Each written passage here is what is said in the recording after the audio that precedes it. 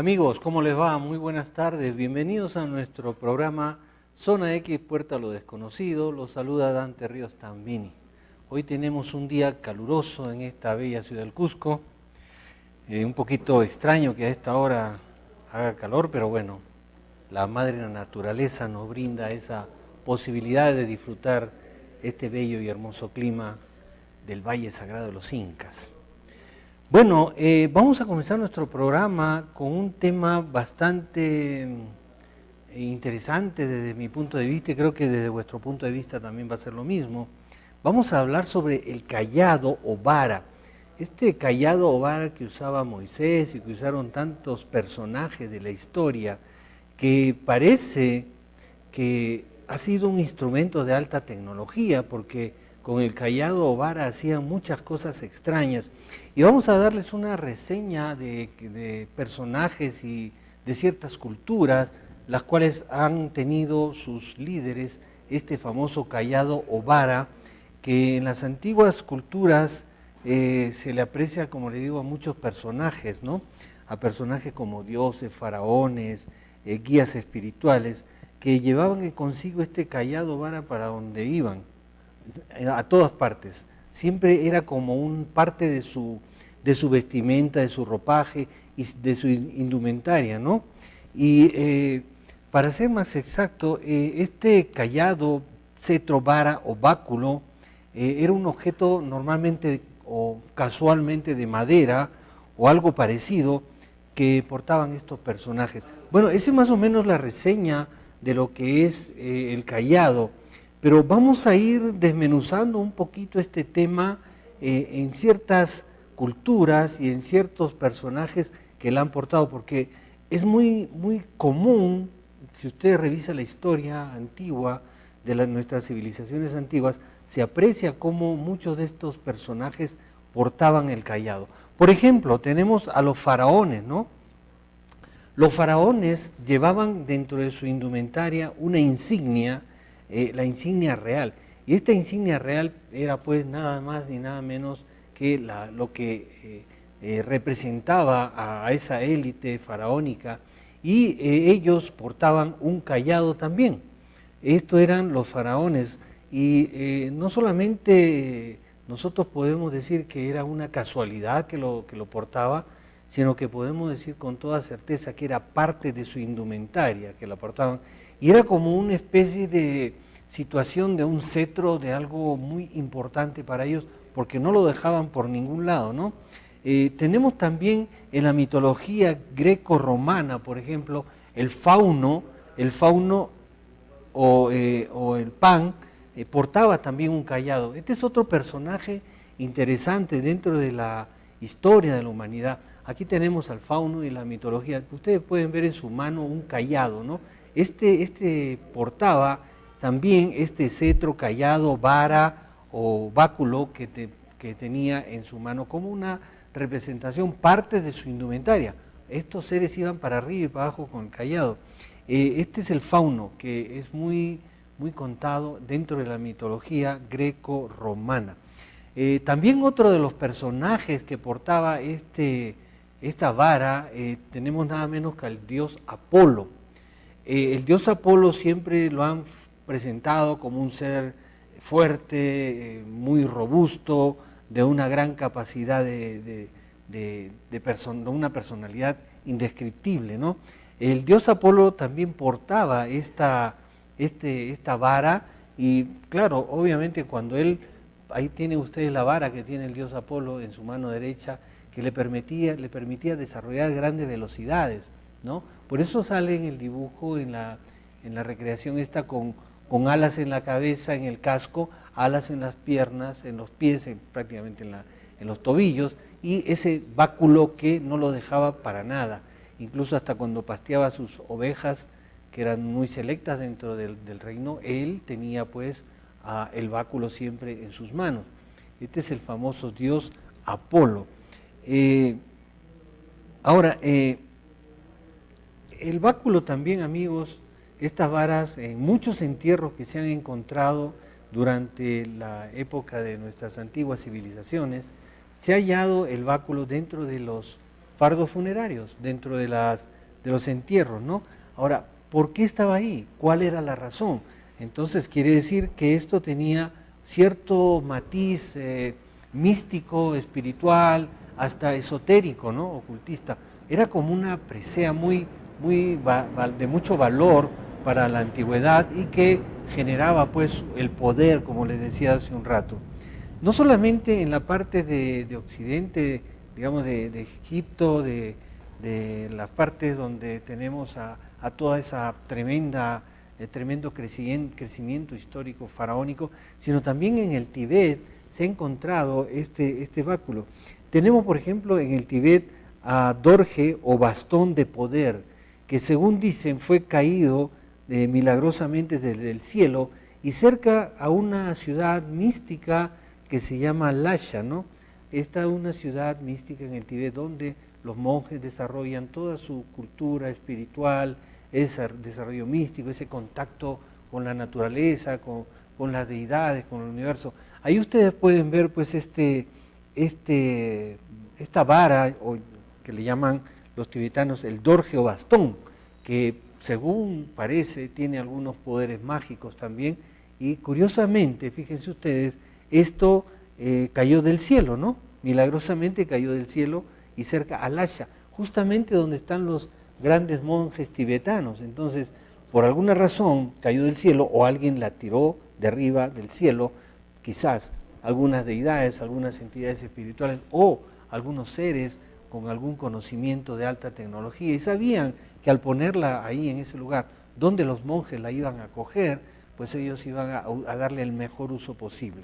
Más allá de eso, no hay detalles sobre este dorje o bastón, pero de que cayó del cielo, milagrosamente. También tenemos una leyenda india, por ejemplo. La leyenda india nos cuenta cómo el héroe llamado Kashyap dividió los montes de Cachemira utilizando su vara mágica. La cultura hinduista siempre guarda estos grandes secretos y grandes enigmas sobre su procedencia y los contactos con seres de afuera, como por ejemplo en algún momento hablamos de que posiblemente Krishna, que era de un color azul, porque así lo representaban, pues era probablemente un ser que venía de algún lugar de donde los seres eran de color azul. Ustedes pueden ver aquí esta imagen donde está Krishna y también los dioses, algunos dioses hinduistas que tienen una tonalidad azul. Bueno, pues este caballero, como el héroe Kashyap, dividió los montes en Cachemira utilizando también una vara mágica. Otro detalle más del uso de la vara o cayado. Los indios Hopi, por ejemplo, que tocamos la semana anterior sobre sus leyendas de los indios Hopi, ahí ustedes pueden ver a un indio Hopi, ese es de la actualidad, donde tratan de representar la figura como eran los llamados cachinas, ¿no? Estos cachinas eran unos seres que vinieron del espacio, los dioses que vinieron del espacio. Ahora, si vemos esta figura, no guarda ninguna relación con ningún animal ni nada por el estilo. Aparentemente es un animal porque vuela, pero dice la historia Hopi que los cachinas, estos seres venidos del espacio, que eran seres súper inteligentes, humanos como nosotros, pero con una inteligencia extraordinaria, volaban por los aires en unas máquinas voladoras que ellos le llamaban los escudos. Bueno, estos señores cachinas, o estos seres cachinas, tenían una vara también, ¿no? Y cuenta la historia Hopi que con esta vara estos caballeros podían mover rocas de inmensos tamaños, solamente con la vara. Con la vara indicaban la piedra que querían, la moldeaban y la elevaban en el aire y la ponían donde querían. De ahí se supone que las grandes construcciones de piedras que podemos encontrar en todas las latitudes de nuestro planeta Tierra, podrían tratarse de alguna tecnología basada en estos seres llamados los cachinas, de acuerdo a lo que nos indica la leyenda Hopi. No solamente en las cuestiones de, ahí tienen los tres cachinas, bueno, las diferentes figuras que se le dan y formas a los cachinas que representan a estos seres de alta inteligencia que cohabitaron y coexistieron con los Hopi en un momento dado de su historia. Ahora, no solamente le decía en las culturas milenarias que conocemos nosotros los seres humanos, de acuerdo a la historia, se han presentado estas varas, el uso de las varas. También este uso de las varas se ha presentado en el cristianismo, por ejemplo. Nosotros hemos ido al hecho bíblico y vemos ahí, ustedes ven a Moisés, por ejemplo, que fue uno de los artífices del uso de este cayado, porque ellos sí le llamaban cayado, ¿no? Y aparecen mayormente el uso de este cayado en el Éxodo, en el Antiguo Testamento, que fue utilizado por Moisés y Aarón. Por ejemplo, Moisés usa su cayado cuando arroja, ahí pueden ver ustedes la representación, en Egipto, cuando Moisés arroja el cayado al suelo y se transforma en serpientes, devorando a las serpientes de los magos del faraón. Y esto está en Evangelios, capítulo 7, versículo 10 y un poco más. Esta es una de las muestras que Moisés usaba el cayado. Ahora, también Moisés usa el cayado en la primera plaga, transformando el agua en sangre.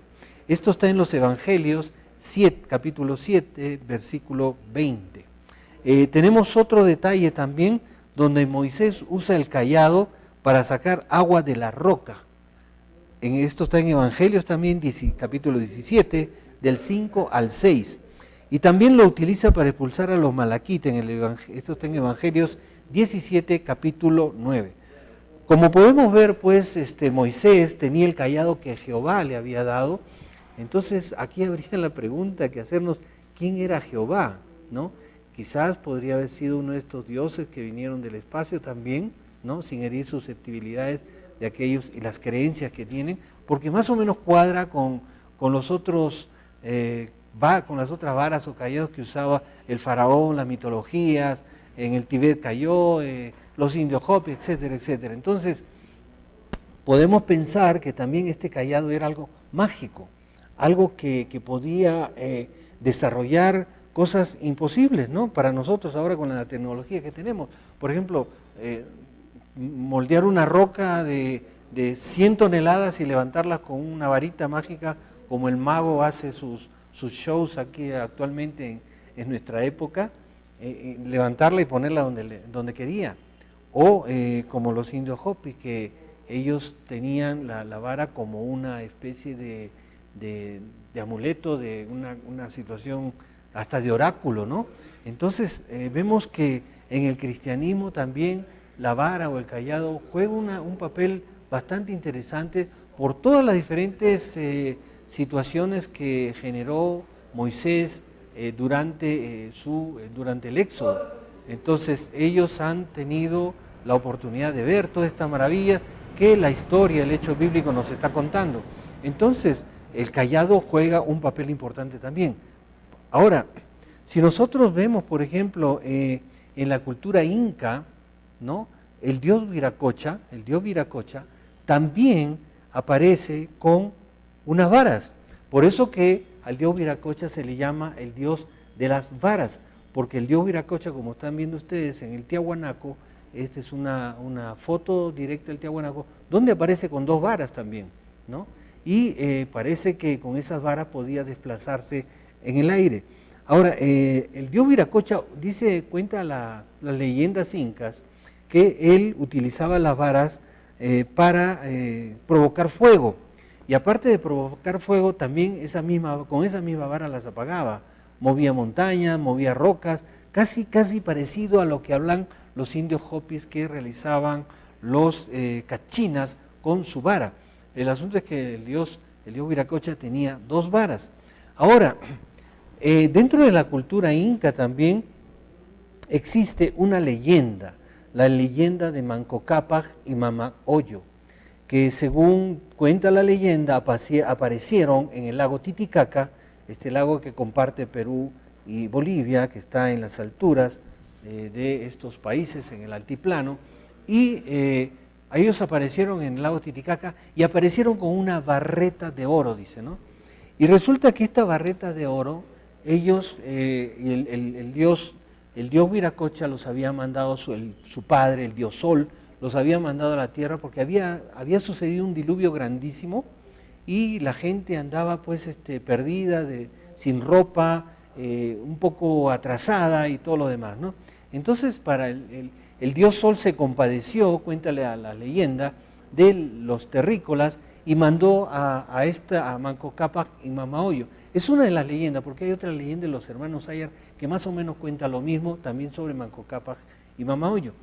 Pero ellos, dice que llegaron a la tierra y Manco Cápac y Mamahoyo comenzaron a recorrer con esta barra de oro, dice una barreta de oro, a hincarla en el piso, hasta que en su caminata llegaron a un lugar que se llama Tamputoco, donde ellos hundieron la barra y la barra se hundió. Y ahí es donde fundaron el imperio inca. Entonces, ¿qué cosa era esa vara? Es otra vara más que aparece dentro de la historia. Ya hemos hecho una recopilación de estas extrañas varas que portaban faraones y etcétera, lo que hemos hablado hace un rato, pero Manco Cápac también portaba esa vara y se hundió. Entonces, nos ponemos a pensar de que qué raro que una vara que llevaba Manco Cápac y la hundió en un cerro y no se podía hundir en otros lugares. Nosotros tenemos una pequeña teoría que obviamente es una teoría, una idea que tenemos que se la vamos a lanzar, que ya la hemos lanzado en otros momentos. Desde nuestro punto de vista, estos callados o vara que usaban los faraones y otras personalidades de la historia, era definitivamente un instrumento de alta tecnología. Porque para que muevan rocas, para que puedan volar, para que puedan transportarse, para que hagan unas cosas que las hacemos hoy en día con maquinaria y con tecnología, es imposible que una vara, pues un palo de madera haga tanta maravilla, ¿no? Entonces, probablemente representaba un báculo, un palo, pero era un instrumento de alta tecnología. Por ejemplo, Manco Cápac y Mamahoyo se presentaron en el lago Titicaca con una vara de oro, dicen, y comenzaron a clavarla. Bueno, de repente no era de oro, de repente tenía alguna energía especial ese aparato y comenzaron a hundirlo hasta que llegó el lugar donde realmente se hundía. Si pensamos que Manco Cápac y Mamahoyo eran seres no terrícolas, que eran hijos del sol, ¿no? Entonces podemos pensar de que estos seres vivían en otras latitudes del universo y su campo electromagnético era totalmente diferente al nuestro. Por lo tanto, ellos tenían, y para ubicarse en este planeta, tenían que ubicar un lugar donde el campo electromagnético sea más o menos acorde a su estructura y no se vean afectados para desarrollar todo lo que le había encomendado su padre, el dios Sol, con la gente de aquella época, con los indígenas de aquella época. Entonces, porque ellos vinieron, les enseñaron agricultura, les enseñaron a tejer, a coser, a bordar, incluso Mamahoyo les enseñó tejido para que se pongan ropa porque la gente andaba desnuda. Cuentan las leyendas de estos cronistas españoles. Entonces, este aparato quizás lo dejaron en un lugar porque tiene un magnetismo diferente al nuestro y que ellos se ubicaron ahí y no se sentían afectados. Pienso que puede ser así. Un instrumento de alta tecnología y lo portaba Manco Cápac para todos lados.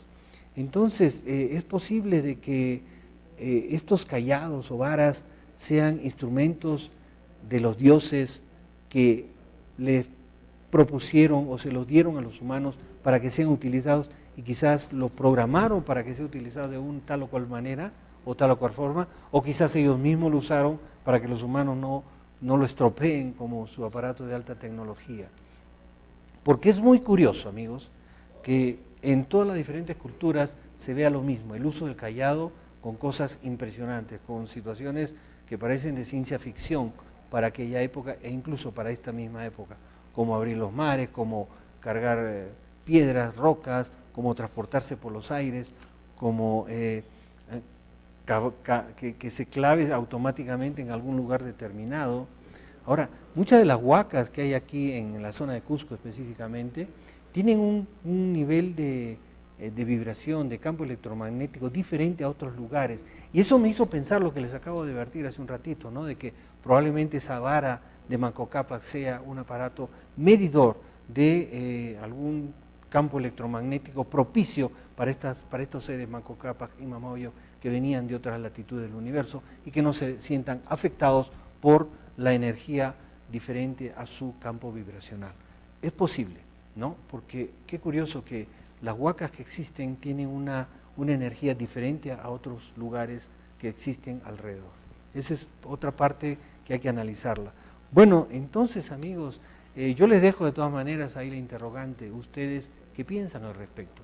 Desde mi punto de vista, estos callados o varas son instrumentos de alta tecnología de los dioses que se infiltraron en las culturas ancestrales y generaron un avance a estas mismas culturas, enseñanza de agricultura, de pesca, de ganadería, de tejidos, de alimentos, etcétera, ¿no? Los avanzaron un poquito y luego, pues como todas las diferentes culturas dicen, y los dioses se fueron con la fiel promesa de que ellos van a regresar.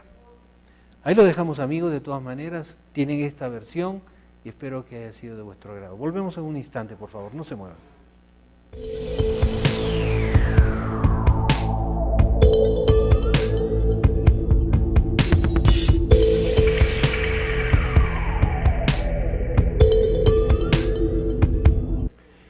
En muchos hospitales existen, obviamente, diario nacimientos y fallecimientos, ¿no? Pero también existen hospitales en que estos casos de fallecimientos se han reflejado algunas presencias de entidades espirituales, fantasmas que se han presentado, que tratan de caminar por las áreas. Se ha visto, se ha fotografiado algunas veces, hemos presentado videos y fotos de hospitales donde están de noche, hospitales abandonados, y que hay gente recorriendo estos campos hospitalarios.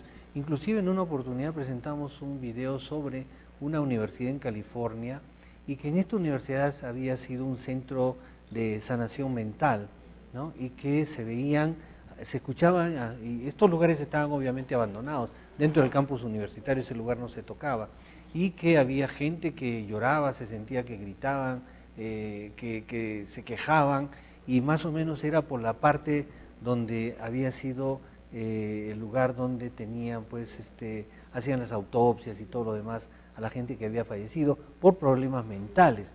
Y estos hospitales de enfermedades mentales mayormente dejan entrever de que hay presencia paranormal, de la fenomenología paranormal, durante las noches, y a veces en días en que no hay mucha gente, también se sienten ruidos, gritos, pasos, caminos, que jalan piedras, tiran bolas de metal, cosas así extrañas. Son fenómenos paranormales, obviamente. Pero hoy día, con la tecnología que tenemos, sí se puede estar filmando alguna que otra cosa de fenómenos paranormales. Y tenemos un video, amigos, bien interesante, que ha sucedido esto en un hospital en la India, ¿no? Ahí tienen el video. Vamos al video para nosotros contarles de qué se trata.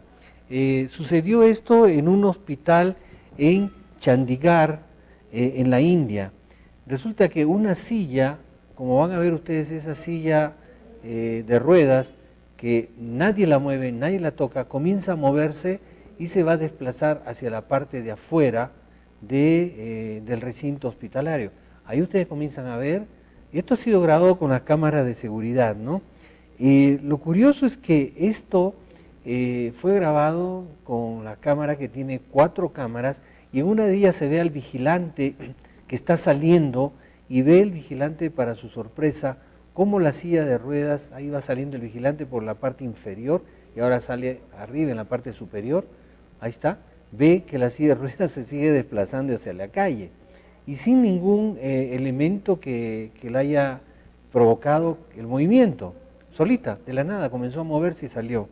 Ahora, este vigilante explica que el vigilante tiene de nombre, es Manoj Kumar, y le comentó al portal de noticias Newsflare sobre este incidente, y él dijo lo siguiente: salí a beber agua y vi que la silla de ruedas que se movía sola, y esto lo pueden ver en las imágenes claramente, que sí se está moviendo sola. Ahora, este señor dice que él en ese momento lo único extraño que notó es que había un poco de frío. Yo quiero hacer una visión a las plantas, ¿no? Él dice que comenzó a hacer frío y un viento ligero, pero acá él dice también que probablemente el viento empujó la silla. Ahora, para empujar una silla de esas hay que tener fuerza, tiene que haber sido un viento muy fuerte. Y no se mueven las otras sillas amarillas que están ahí, y las plantas que están alrededor pues no muestran ningún movimiento de viento, ¿no? Además está dentro del recinto y recién se mueve hacia la parte de afuera donde sí puede agarrar viento fuerte. Pero las plantas están estáticas, no hay nada de viento. Y el vigilante sale en manga y camisa, por lo tanto no hacía frío, ¿no? Él lo único que dice extraño que sintió fue un frío anormal. Entonces yo me baso en ese frío anormal para poder decir lo siguiente. Cuando hay puntos fríos o caídas de temperatura, cuando uno hace investigaciones de fenómenos paranormales, por ejemplo, si alguien dice, mira Dante, ¿sabes qué? ¿Sabes qué sucede? Que en este lugar hemos visto fantasmas o entidades que no podemos reconocerlas. Entonces en ese momento, cuando ya uno va a la investigación in situ, uno comienza a sentir un cambio de temperatura del ambiente. Ahora, eso es presencia de entidades espirituales o de fantasmas. Ahora, no significa que sean malos o buenos, significa simplemente que están ahí. Entonces, es posible que si este caballero ha sentido un frío, es posible que alguna entidad espiritual esté ahí presente, porque ha habido cambio de temperatura, dice él, ¿no? Que cayó la temperatura bruscamente. Entonces, es posible que alguna entidad espiritual, algún fantasma, como le quieran llamar, ha estado ahí y ha provocado el movimiento de esa silla. Porque no es una película trucada, porque ha sido grabado como ustedes pueden ver, por la cámara de seguridad de ese hospital, y el vigilante sale sorprendido a ver qué pasó, y no hay viento, no hay un clima frío porque el hombre está en manga y camisa. Entonces hay algo que no cuadra por ahí en cuanto a que el viento empujó esa silla, no. Ahí parece que definitivamente ha habido una manifestación de alguna entidad espiritual, de algún fantasma que ha provocado el movimiento de esta silla, ¿no? No tenemos mayores detalles, pero más o menos analizando lo que dijo el vigilante y lo que estamos viendo en pantalla, puedo yo darles al menos una conclusión de lo que probablemente haya sucedido en ese momento. Bueno, vamos a pasar a otro detalle de estas cuestiones fuera de lo normal que siempre tratamos en este segmento. Ustedes quizás han visto a muchas personas llorar, ¿no? Obviamente, somos humanos y lloramos de emoción o lloramos de tristeza, pero cuando lloramos tenemos lágrimas comunes, ese líquido acuoso blanco, transparente, que son producto de nuestro propio organismo, ¿no? Pero resulta que hay una señora, una mujer, que está llorando lágrimas de cristal. Y he querido tratar este tema porque es bien interesante y es rarísimo. Vamos al video mientras yo les explico. Ahí estamos viendo a la derecha, ahí tienen a la señora esta, que ustedes pueden ver en el plato que están poniendo las lágrimas de cristal. Esto, por si acaso, no es truco, no es un video trucado ni nada por el estilo. Ustedes ven las lágrimas de cristal realmente. Y la historia es bien simple, porque dentro de lo complejo es simple, porque esta mujer dice que esta mujer tiene 22 años y su nombre es Satenik Kasaryan, de la localidad de Espandaryan, en la provincia de Chiraq, en Armenia. Y esta mujer está llorando realmente lágrimas. Y pueden creer ustedes que cada día está llorando 50 lágrimas de estas de cristal que están viendo ustedes. Ella cuenta que estaba en el dentista y parecía que me entraba un polvo en los ojos, dice, ¿no? Que le dolía. Y fui al oftalmólogo y me sacaron algunos cristales de los ojos. Al principio los medicamentos parecían ayudarla, pero ahora las lágrimas de cristal son cada vez más frecuentes. Hasta ahora los médicos no saben cómo tratar este caso. Ni siquiera, fíjense ustedes, han podido diagnosticar porque no saben cómo manejarlo. Su madre, de nombre Svetlana Abakian, dijo que cuando le extrajeron el primer cristal, pensaron que el vidrio se le había metido en su ojo durante un trabajo en su granja, porque son campesinos, tienen su granja. Pero el dolor no se detuvo y su hija continuó expulsando más cristales de sus ojos.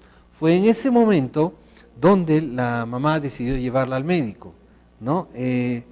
Ahora, esto no tiene ninguna explicación científica, no, los médicos no dan, e incluso el ministro de Salud de Armenia está interviniendo en este asunto, pero tampoco no pueden hacer nada. Dicen que quizás podamos llevarla a ella a otro país donde puedan ayudarla, porque hasta ahora no tiene ningún tipo de ayuda. Pero existe una respuesta más o menos coherente que nos da la oftalmóloga rusa, quien explicó a la REN TV, de esta oftalmóloga rusa se llama Tatiana Chilova. Ella explica lo siguiente, dice, la condición es muy inusual, pero no es la única. En ciertas situaciones, enfermedades genéticas o inflamatorias del ojo, pero también del cuerpo en general, pueden ocurrir cambios en la composición, o sea, en estas lágrimas. Si aumenta la concentración de sal, esto puede causar la aceleración de cristalización. Las proteínas de las lágrimas también pueden aumentar su densidad y advirtió que las lágrimas de cristal pueden ser un signo de otros problemas. Ella también explica añadiendo lo siguiente, dice, los cristales pueden aparecer no solo desde el lado de la membrana mucosa del ojo, se pueden formar en el hígado, los riñones y asentarse en forma de sales en los órganos. Esto sí es muy peligroso y requiere investigación. Entonces vemos de que esta especialista oftalmóloga rusa está advirtiendo de que esta situación es realmente peligrosa y que la puede llevar a situaciones muy, pero muy difíciles. Entonces, amigos, este es un caso único, bueno, no es el único, ha habido otros casos también, pero es el último que se está presentando y que a pesar del avance de la ciencia y la tecnología, que tenemos tanta maquinaria, tantos medicamentos que pueden ser utilizados, hasta ahora nada está dando resultados. Y este es un caso que hay que verlo porque a pesar de que puede ser un caso muy esporádico, no se sabe si se trata de un caso que puede arrancar en Armenia y que puede propalarse a nivel mundial. Esperemos que no quiero ser ave malagüera, pero habría que tenerle mucha atención porque según lo que cuentan algunos científicos, si esto sigue así, esta mujer puede perder la vista, ¿no? Tranquilamente, porque al cristalizarse las lágrimas se puede dañar toda la parte de sus ojos y puede perder la vista. Entonces, ojalá que encuentren una solución. Pero este es un caso extraño, rarísimo, que se está presentando en Armenia. Es preocupante porque no hay una solución alternativa, al menos que la medicina puede decir, sí, vamos a arreglarlo, esto no se preocupen, lo solucionamos. No existe. Entonces es muy preocupante. Ojalá que tengamos más información sobre este detalle, a ver cómo va avanzando, porque ojalá que no se propale más allá de lo que hasta ahora está y que esta mujer de 22 años se cure lo más pronto posible. Volvemos en unos instantes, amigos.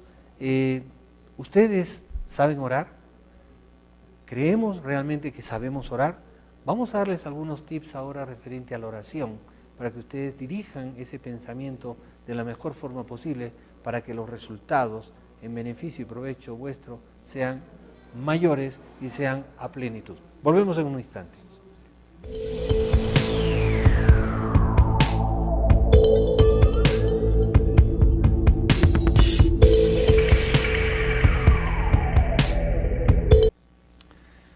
Vamos a hablar en este segmento, amigos, sobre la oración, la forma de orar. Mucha gente cree que tiene el camino correcto de la oración para hacer una petición y recibir a cambio la respuesta divina de su ser divino. Y hay muchas formas de orar, uno puede pedir, uno puede orar, puede arrodillarse, puede implorar, invocar, etcétera, ¿no? Por ejemplo, hay oración informal y coloquial. Este tipo de oración es la que nos sucede pues para pedir cualquier cosa, ¿no? Nosotros podemos pedirle por una mejora de trabajo a Dios, a vuestro Dios, podemos pedirle que tengamos dinero, que tengamos buena salud. Entonces es una cosa coloquial, ¿no? Pedir, pero muy simple hacia afuera, no con ese fervor. Ahora hay otro tipo de oración que es la oración por petición. Y esta oración por petición la realizamos mayormente a Dios y a los ángeles, ¿no? Y le pides tal o cual cosa, cualquier detalle que te esté faltando o cualquier situación negativa o adversa que estés pasando. Ahora, obviamente también existe la oración ritualística, que es la oración que realiza los pastores o guías espirituales, sacerdotes y las diferentes religiones con sus guías espirituales que hacen un ritual dentro de sus ceremonias y en base a este ritual elevan las oraciones a las deidades, ¿no? Ahora, también hay oraciones que se hacen sin palabras. Es una oración meditativa, solamente nos recogemos y simplemente entramos en una profundidad y tratamos de conectarnos con esa entidad, con nuestra entidad espiritual, con nuestro ser divino, para darle toda la petición que querramos, pero en una tranquilidad, y nos volvemos conscientes y pensantes del momento que estamos viviendo, en ese momento de la oración. Pero cada cual tiene su manera de pedir y de orar y de entregar sus alabanzas y sus diferentes oraciones de acuerdo a la ritualística que uno aprendió, ¿no? Sea católico, budista, crismático, zoroastrista, confucionista, etcétera, etcétera. Cada cual. Pero existen escuelas que nos enseñan a orar de una manera diferente y que nos enseñan a ir de la mano con la oración para poder llegar al lugar que queremos llegar. Es decir, a donde queremos disparar nuestro pensamiento y la oración. Mayormente las filosofías del Oriente son aquellas que tratan de poner la oración en una dirección hacia las deidades para que podamos tener el retorno de nuestra petición a plenitud, ¿no? Como si la oración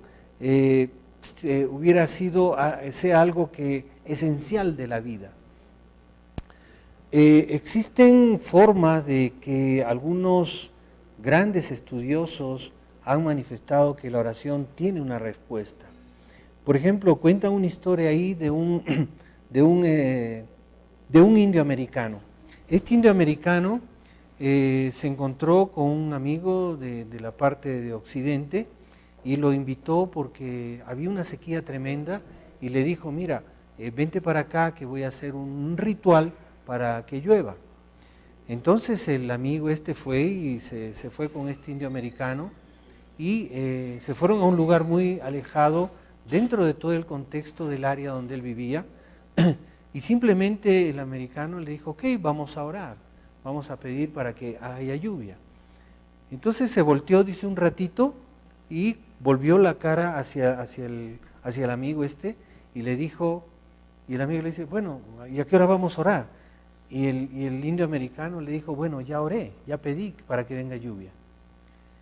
Entonces ahí se dieron un par de vueltas por el camino y se acabó, el amigo se fue a su casa y el indio americano se fue a hacer lo suyo.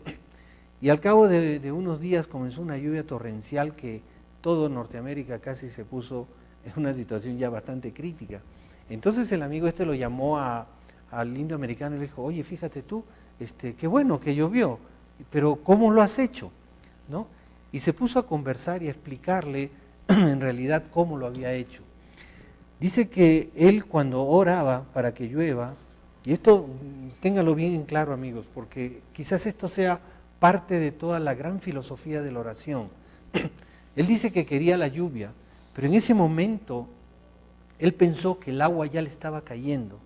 Él comenzó a sentir el olor del agua cuando cae en la tierra seca, comenzó a sentir el olor del fango, comenzó a ver, a tratar de visualizar, a sentir que él estaba pisando fango, que el fango le llegaba hasta más arriba de los tobillos, comenzó a sentir el frío que provocaba ese cambio de temperatura, comenzó a sentir las gotas de agua que le caían a él, comenzó a ver todo el área que se llenaba de agua, todo el agua que caía y caía y caía, se armó una tormenta grandísima. Todo eso él él sintió el olor, lo sintió en su corazón, lo sintió en su mente y lo sintió que ya estaba sucediendo. Él dice que hay que tener el sentimiento y poner nuestro corazón a que la cosa ya está sucediendo. No solamente pedir, quiero que llueva, y que no. Sentir, fíjense, él ha sentido la lluvia, las gotas, el viento, el olor que bota la tierra cuando la tierra seca, cuando cae el agua. El fango lo sintió que no podía ni siquiera caminar en ese lugar. Pero eso lo hizo en un par de minutos, porque solamente se volteó y luego volvió a caminar con el amigo este. Entonces, esto nos deja una gran lección, porque él en ese momento no le habla a Dios. Fíjense ustedes, él siente la presencia del resultado que quiere tener, ¿no? Porque él sintió la presencia de la lluvia, el viento, el olor, el aroma, el fango, las gotas, etcétera, etcétera, lo sintió. Él dice que todo hay que sentirlo en el corazón y todo hay que sentirlo como un sentimiento interno, que todo está dándose tal cual.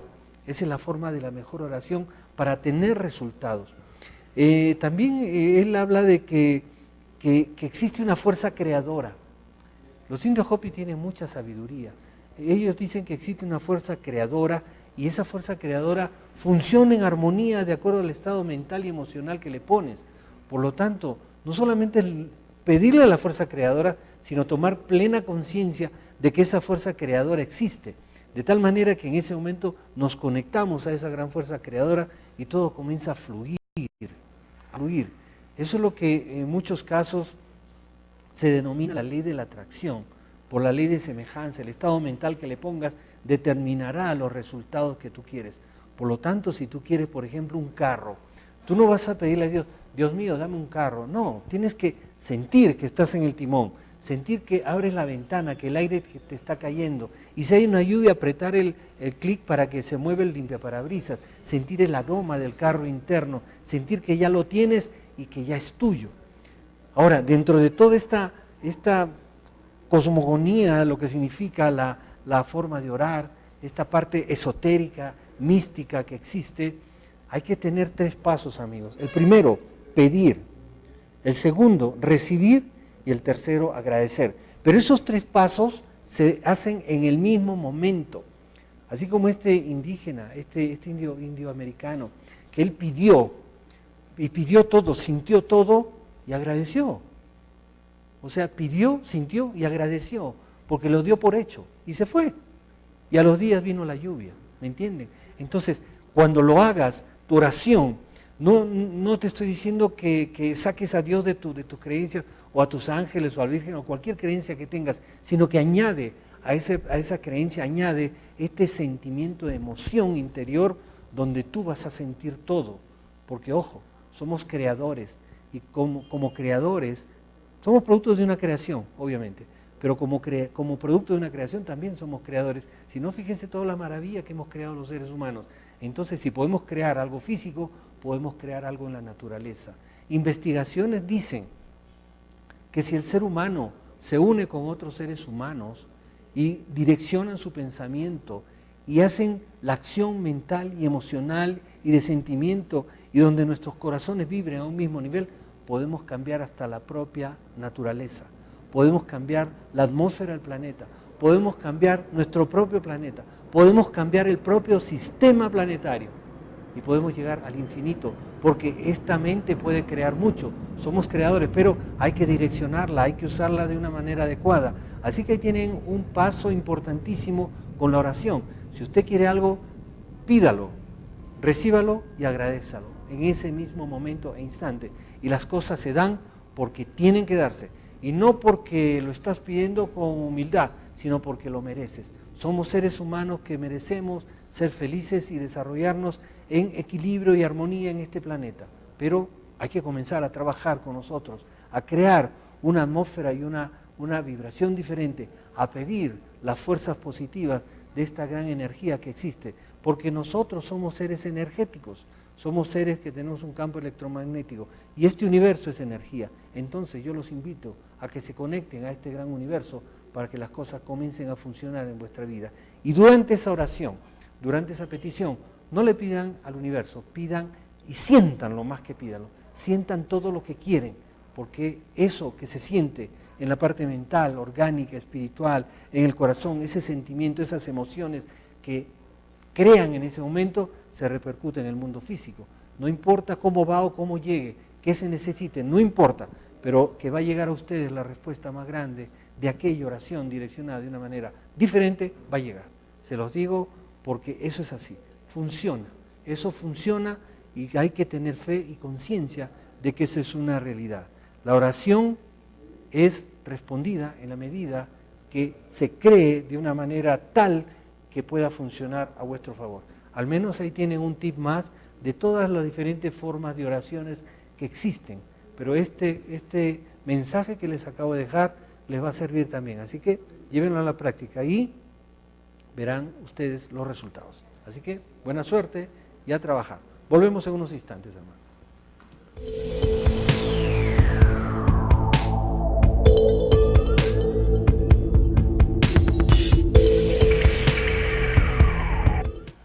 Últimamente hay muchas noticias de autoridades de la NASA, del Pentágono, pilotos aéreos de naves de combate norteamericanas F-18 y otros más que están hablando sobre la presencia de unas máquinas extrañas y de seres alienígenas que están surcando nuestros cielos en nuestro planeta Tierra. Resulta que la NASA ha admitido que pudimos ser visitados por extraterrestres en el pasado. Esto lo está admitiendo ya la NASA. Ahora, y esto viene a colación a la teoría de los antiguos astronautas, que esta teoría, fíjense ustedes, está basada en evidencias arqueológicas y referencias de mitologías que hablan de que en la antigüedad los hombres mantuvieron contacto con seres extraterrestres y que estos les enseñaron a cómo desarrollar la civilización. Tenemos unos defensores de esta teoría como este tremendo conferencista y escritor Zacarías Sitchin y Erich von Däniken, el cual ha escrito muchísimos libros, Los dioses del pasado y sobre estos viajeros del espacio.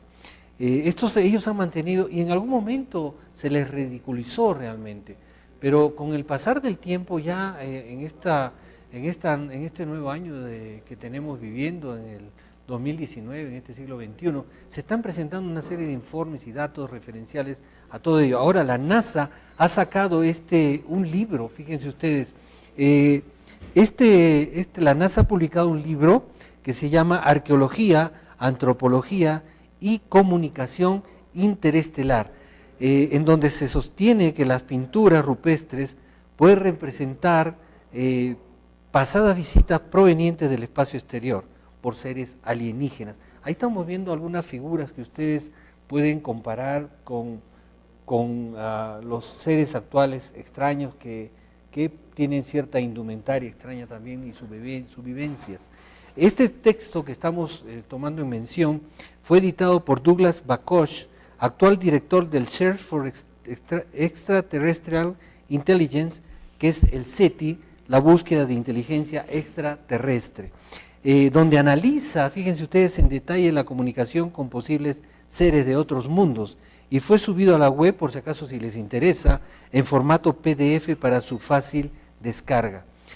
Algunos de sus autores, como el profesor William Edmondson de la Universidad de Birmingham, consideran que nuestros ancestros, impresionados por la tecnología de las máquinas voladoras que tenían frente a sus ojos, los trataron pues a estos viajeros y los consideraron como dioses.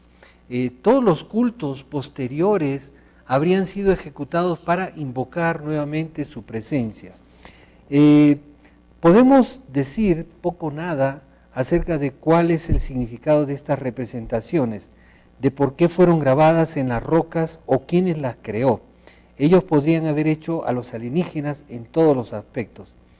Ahora, esta información del periódico británico Daily Mail dice lo siguiente, que la publicación se refiere a una serie de cuestiones y en ella participan varios expertos quienes abordan la posibilidad de vida en otros planetas y cuáles serían los mejores instrumentos para mandar a recibir mensajes. Si se recibe una señal extraterrestre, no se podría entender lo que dicen. Si se detecta una civilización en uno de los sistemas estelares más cercanos, sus señales deben pasar a través de billones de kilómetros, llegando a la Tierra después de mucho tiempo. Bueno, ahora ellos dicen que, bueno, sí se podría interpretar estas señales, así como los arqueólogos interpretan los restos que van encontrando. Bueno, eso es un poquito difícil, pero porque no sabemos qué lenguaje tendrán, qué iconografía utilizarán, y su mentalidad, pues de repente no es posible encajar dentro de todo lo que nosotros tenemos como medio de comunicación. Pero en fin, de todas maneras, la NASA ya dio un paso al decir que probablemente hemos sido visitados en el pasado por seres extraterrestres, de acuerdo a tantas historias y a tantos dibujos y a tantos jeroglifos que existen en nuestro planeta alrededor de todo el globo terráqueo. Bueno amigos, siempre quedamos un poquito en interrogante, pero vamos aclarando poquito a poco las cosas, paso a paso, para que ustedes vayan llenando su archivo de toda esta información. Y si alguno de ustedes por casualidad ha tenido alguna experiencia con el fenómeno paranormal, el fenómeno ovni, tiene alguna foto, si quiere compartirla con nosotros para que la compartamos con nuestra teleaudiencia, pues encantadísimo de poder recibirlo. Pueden escribirnos a nuestro correo electrónico ovnigala@me.com, ovnigala@me.com. Bueno amigos, eso es todo por hoy. Muchísimas gracias por habernos acompañado, les agradecemos mucho vuestra presencia. Los saluda Dante Ríos Tambini en este vuestro programa Zona X, Puerta a lo Desconocido. Nos vemos la próxima semana y hasta pronto.